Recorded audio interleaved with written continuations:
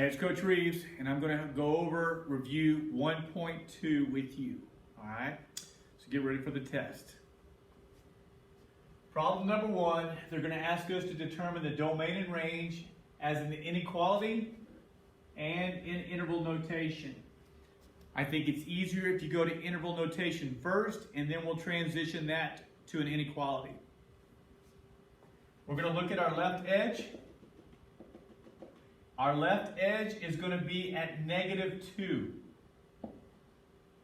Since I have an open circle, which means do not include, do not touch, that's going to give me a soft bracket. This is our domain, okay? My right edge goes forever. My right edge goes to the right forever, so we will say that's infinity. So we're going to go to infinity. And infinity always gets a soft bracket.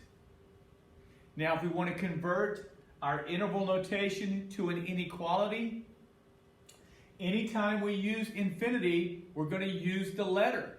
In this case, it's domain, and so we're going to use the letter X.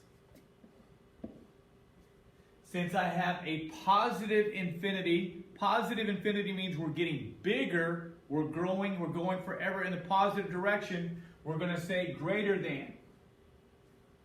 So the infinity tells us to use our variable.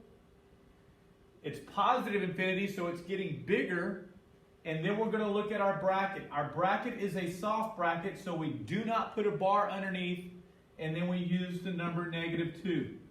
There is domain. That's the domain in interval notation and as an inequality. My range, well, I'm going to look at the low point of my graph. The low point of my graph is also at -2. And since it has an open circle, I'm going to use a soft bracket. My graph goes up forever, so it is also going to be to infinity, kind of like Buzz Lightyear. All right? Infinity always gets you a soft bracket. To convert this, remember, if you have infinity, you will use your letter. And range deals with the letter Y. Infinity is positive infinity, so it's getting bigger, so you'll say greater than. We have a soft bracket, so we do not put a bar underneath, and we're going to say the -2. There's your domain and your range as an interval notation and as an inequality. Let's go find another problem to do. In this section, it says solve each equation. We're going to check for extraneous solutions for number 7 and 8.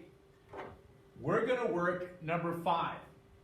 Our goal is to get the absolute value by itself, and then we're going to make a decision if we can work it or not, or if it's a no solution. To get it by itself, the first step is we're going to move the 6. We're going to go -6, -6. This will cancel. That leaves me with -3 times the absolute value of 8 minus 1/2 x equals -9 minus 6 is a -15. Absolute value is still not by itself. I still have a -3 to get rid of. So to move that, we're going to divide by -3. We're going to divide by -3. This will cancel. That's going to leave me with the absolute value of 8 minus 1/2 x -15 divided by -3 equals a +5. Now that my absolute value is by itself, I look to see, is my absolute value equal to a positive number? Since it is, I'm going to work it two ways. The first way we work this is as we see it. We're going to say 8 minus 1/2 x equals 5. 8 minus 1/2 x equals a negative 5. The second time around, we have to take the opposite of this number. Now we do the math. We're going to move this. We're going to say minus 8 minus 8. We're going to get a negative 1/2 x equals a 5 minus 8 is a negative 3. Now to get rid of this fraction, we're going to multiply times the reciprocal. We're going to go times a negative 2 over 1 times a negative 2 over 1. Negative times negative is a positive. That'll give us 2 over 2, which this is end up going to cancel. That will leave me with x equals negative 3 times negative 2 is a positive 6. Let's check to see if this is a good solution.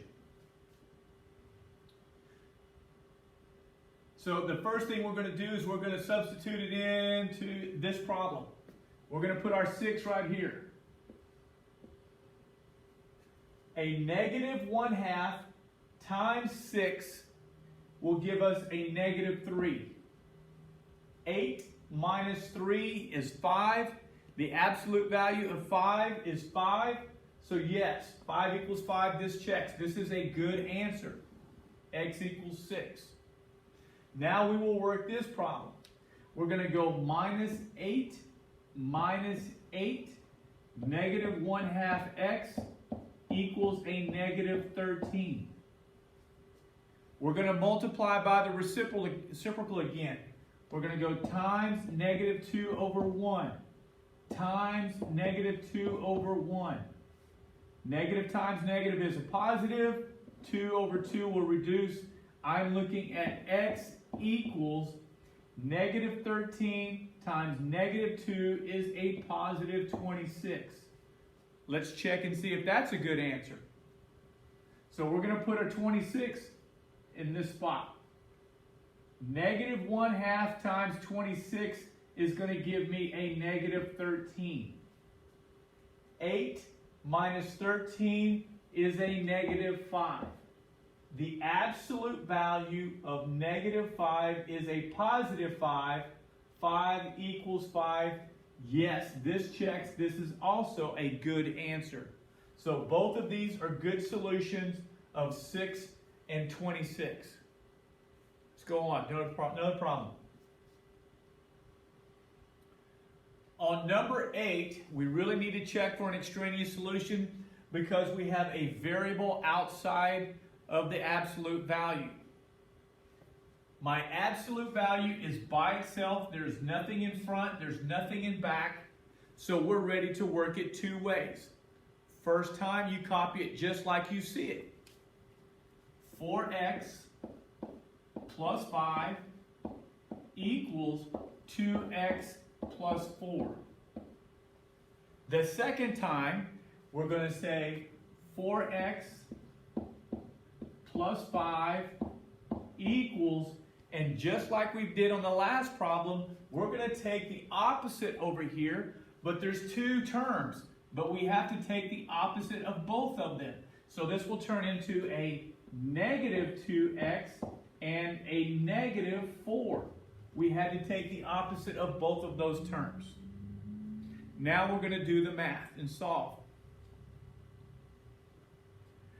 I'm going to move the 2x over here. We're going to go minus 2x minus 2x. That'll leave me with a 2x over here. We're going to move our constants the other way. We're going to go minus 5 minus 5. That will equal a negative 1. I divide by 2. I divide by 2. I get x equals a negative 1/2. We'll have to check and see if that's a good answer.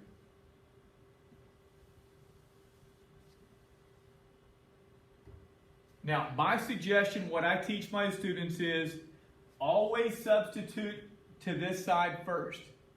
Because if this turns out to be a negative number, can absolute value ever equal a negative number? No, it cannot. So if I substitute this value here and it turns out to be negative, that's going to automatically cancel this as a solution. That will be an extraneous solution and you would not count it. Okay? Let's substitute. We're going to say 2 times a negative 1/2. Well, 2 times a negative 1/2 is going to give us a negative 1. Negative 1 plus 4 is going to be a 3. All right, so far so good. Let's substitute it into the other half. 4 times a negative 1/2. 4 times a negative 1/2 is negative 2 plus 5. Negative 2 plus 5 is a 3. 3 equals 3. Yes, this is a good answer. It checks.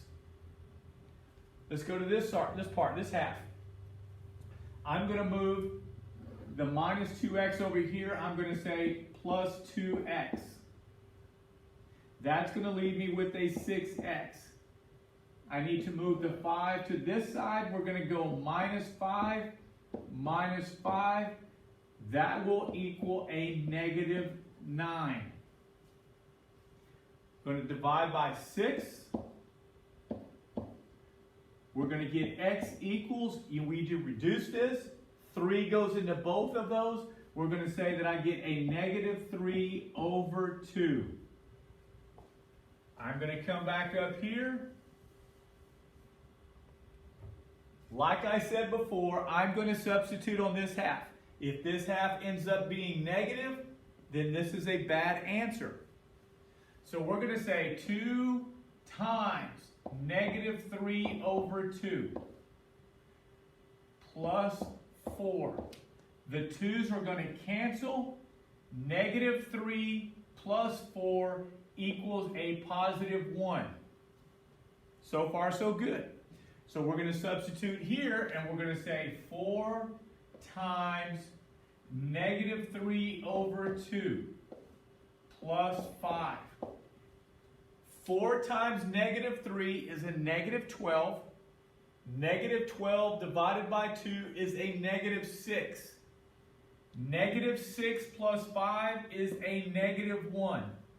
The absolute value of negative 1 is a positive 1. So yes, 1 equals 1. They both check. Both of these are good answers. Even though they're negatives, they're still good answers. But you make sure that you check for extraneous solutions.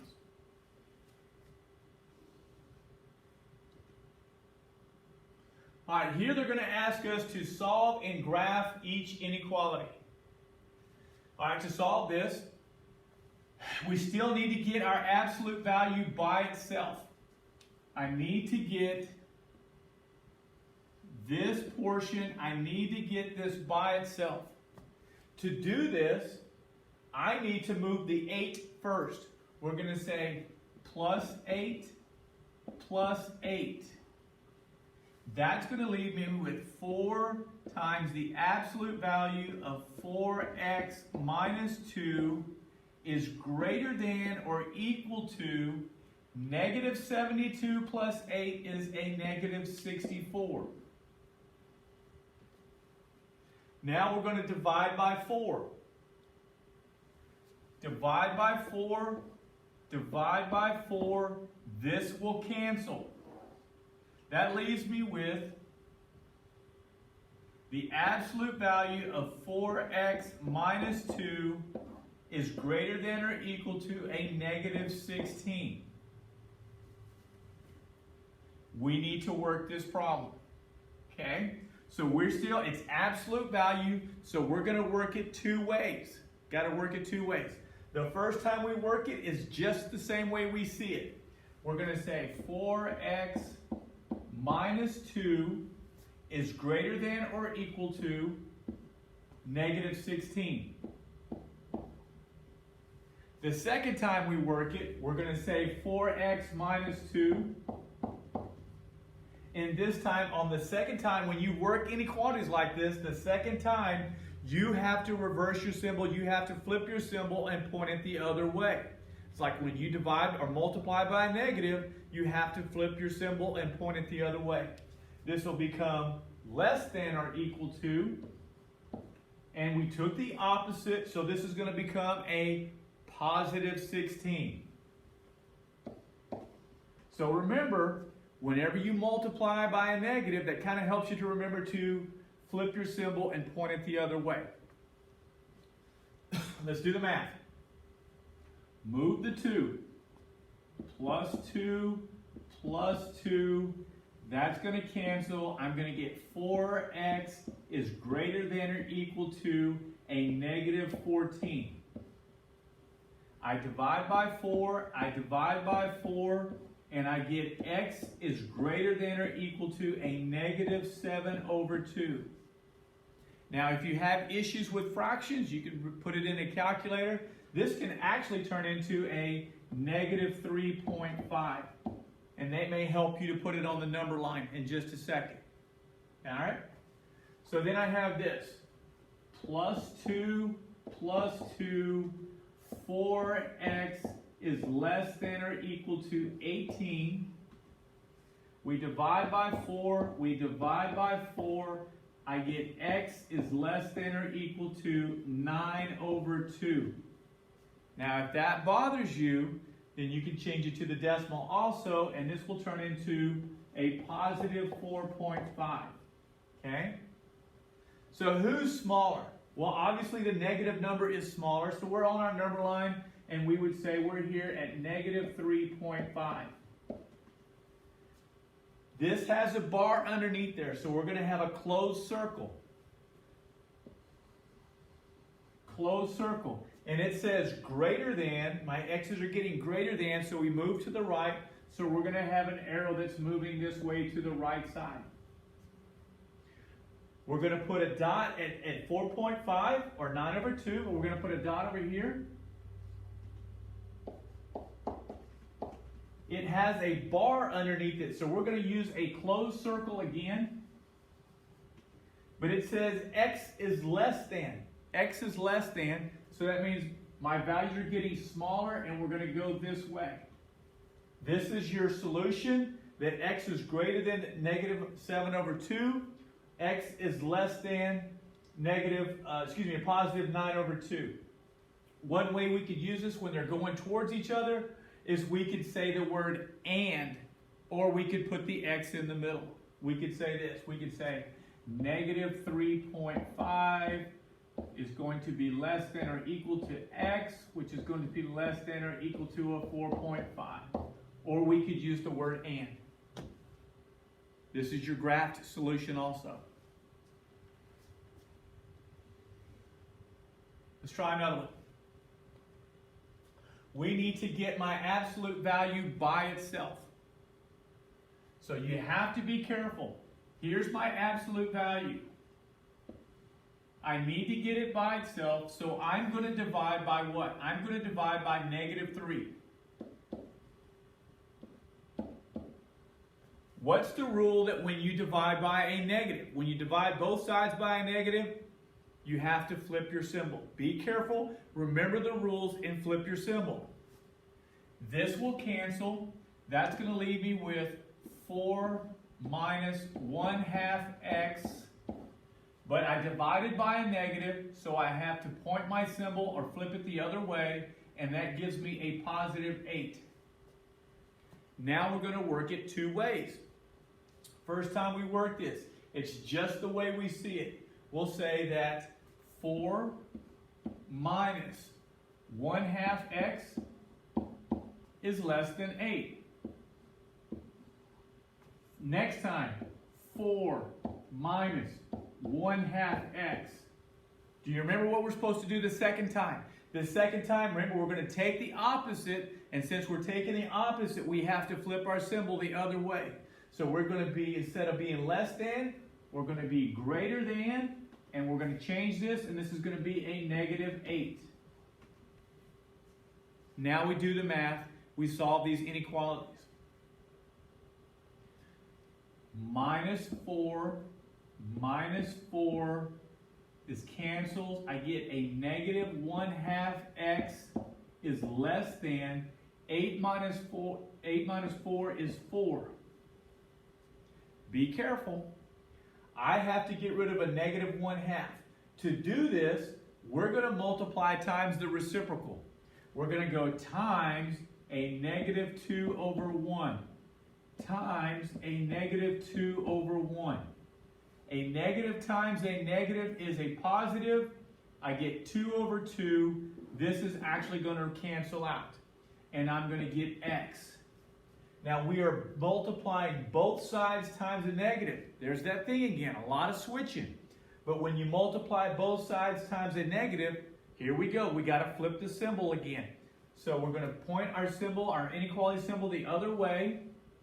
And then we're going to say 4 times negative 2 is a negative 8. Next part. Minus 4. Minus 4. This cancels. Negative 1/2 x is greater than negative 8. Negative 4 is a negative 12. I have to multiply by the reciprocal to get x by itself. So we're going to go times negative 2 over 1 times negative 2 over 1. Negative times negative is a positive. The 2 over 2 will cancel. That reduces. That leaves me with an x. But again, we're multiplying both sides times a negative. So we're going to flip our symbol and point it the other way. And then negative 12 times a negative 2 is a positive 24. So we're going to go to our number line. And who is smaller, negative 8 or 24? So we're going to put the negative 8 here. There is no bar. There is not a bar underneath here, so we're going to have an open circle. And this says x is greater. So we're going to go to the right where the values get greater, their values get bigger. We're going to put 24 on our line. There is not a bar underneath, so we have an open circle again. It says x is less than, so we're going to go towards where the values get lesser. And there is our graph. This is the graph of our solution. And again, since they go towards each other, that we can write the word and, or we can do this. We can say negative 8, which is less than x, which is less than 24.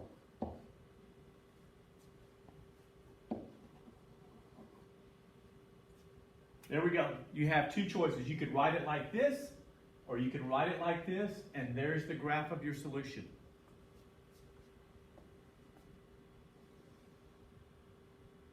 Here they're going to ask us to list the transformations and graph.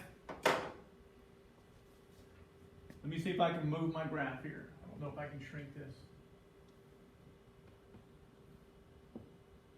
Yeah, there we go. All right, so if we're going to list the transformations, this negative sign means I have a vertical reflection.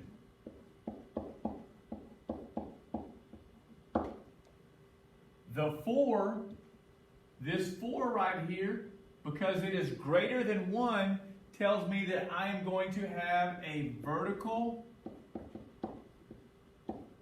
stretch by a factor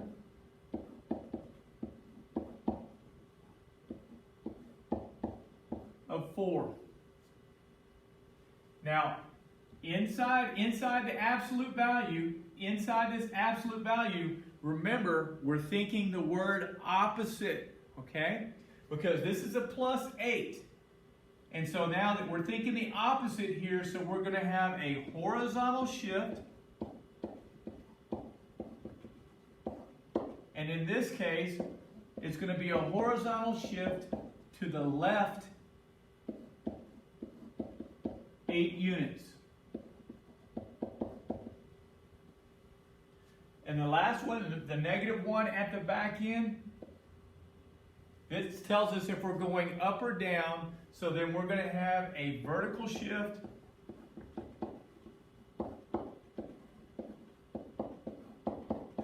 in this case down 1 unit. These are the transformations. Okay? Now, this right here, the last half is going to tell us where to start on our graph.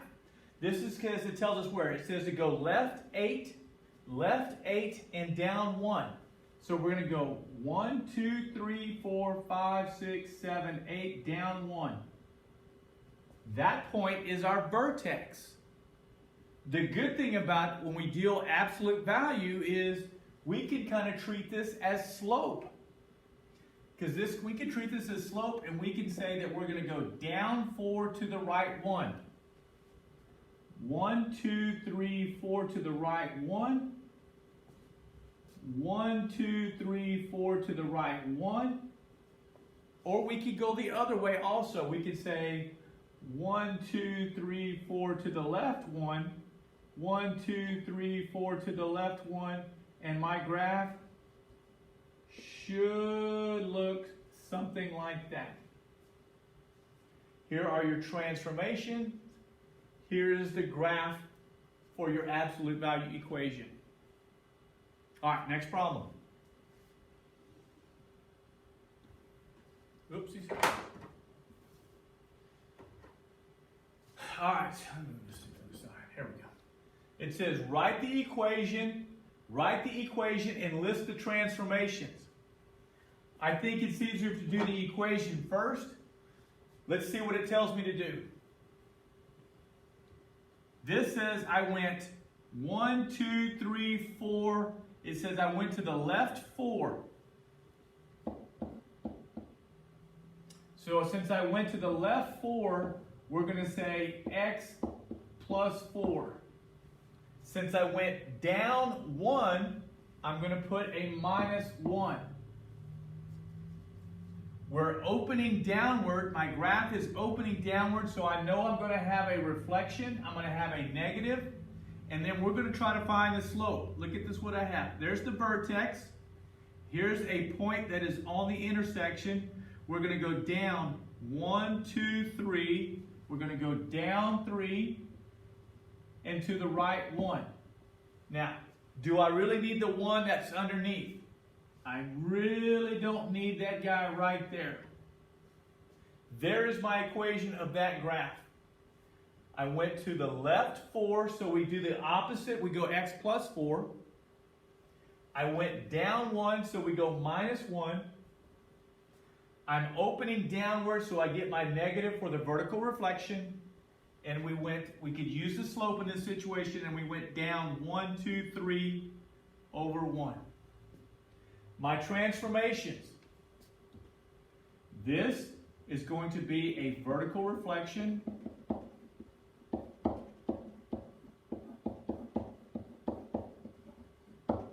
This says I'm going to have a vertical stretch.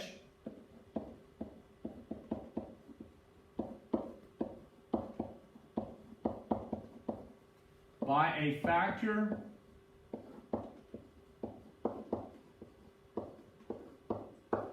of 3. This says I have a horizontal shift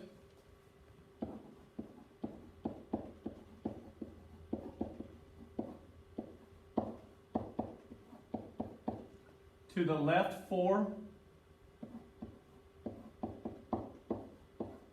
And this tells me I'm going to have a vertical shift down 1. A vertical shift down 1. There's your transformations. There is your equation from the graph. Next problem. Let me see if did I skip one? Nope. All right. Now they're going to ask us to write the absolute value equation from the given transformations. So we're going to start out with y equals, I have a vertical reflection. So that's going to get us a vertical reflection. It says we have a vertical compression by a factor of 1/3. We have a horizontal shift to the left 8. The horizontal shift will always be inside the absolute value. Since we're going, it says to the left 8, we're thinking opposite because we're inside the absolute value. So we're going to say x plus 8. And it says we have a vertical shift down 3, so that'll be a minus 3.